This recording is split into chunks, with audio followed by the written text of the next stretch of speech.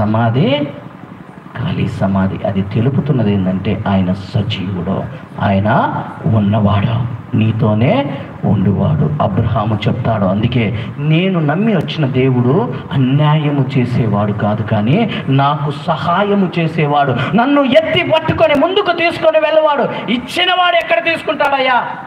నీ దగ్గర నుంచి ఏదన్నా నీకు ఇచ్చింటే దాన్ని అన్యాయంగా తీసుకున్నవాడు కాదైనా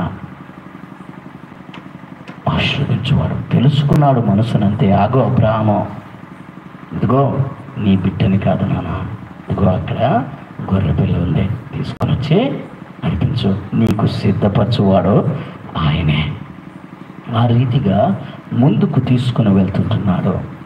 ముగ్గురు వ్యక్తుల జీవితాలు చాలా దిగజారిపోయిన జీవితాల నుంచి బాగు చేసి తెచ్చుంటున్నాడు. నాలుగోదిగా ఒక జీవితాన్ని గురించి మాట్లాడుకోవాలి.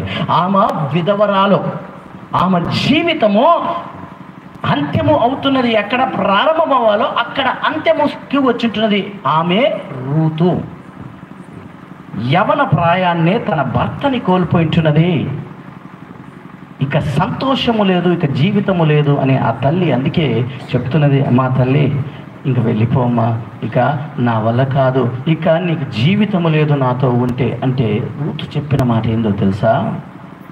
ఒక్క మాట. ఏ మాట చెప్పింటున్నది రూతు? చెప్పండి, వాక్యం వింటుంటారు కదా. ఏమన్నారు? రెఫరెన్స్ తీస్తే కానీ చెప్పరా? నీ దేవుడే నా దేవుడు.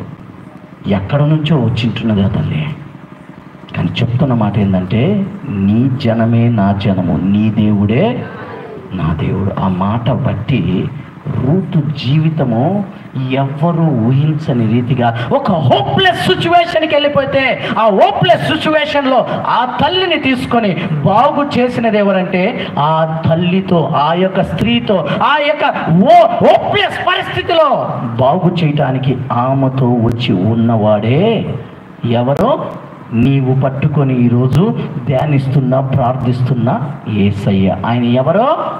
ఉన్నవాడు, డబ్బున్నవాడని కాదు, మనసున్నవాడు. నీ జీవితాన్ని పడిపోయిన స్థితిలో చూడకోకుండా లేవనెత్తడానికి వచ్చినవాడు.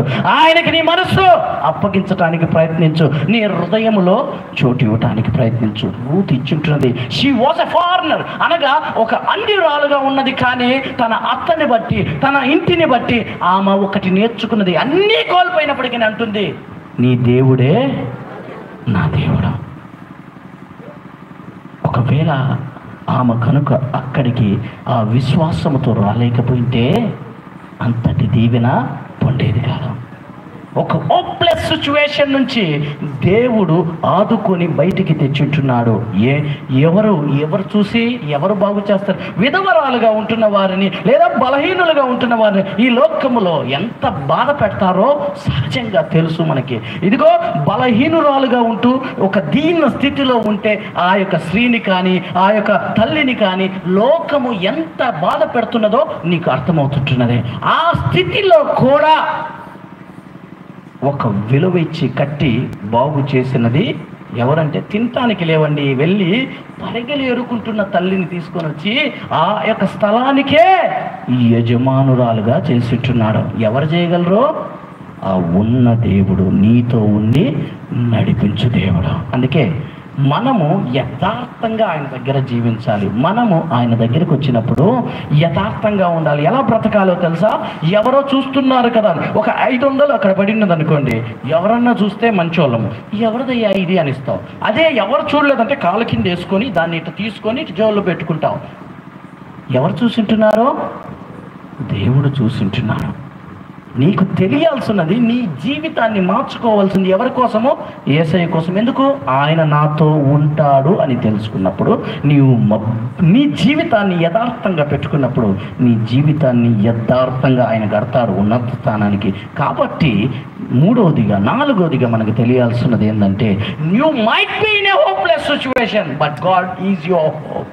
హోప్లెస్ నీ జీవితం, నా జీవితం, మన జీవితాలు అసమర్థమైనయే, కానీ సామర్థమైన వాడు, శక్తి కలిగిన వాడు మోషేతో చెప్పిన వాడు అంటాడు, నేను నీతో కూడా ఉన్నవాడిని. ఆ రోజుకి అంత్యం అయిపోలేదు ఆయన, ఆ రోజు వరకే కాదు ఆయన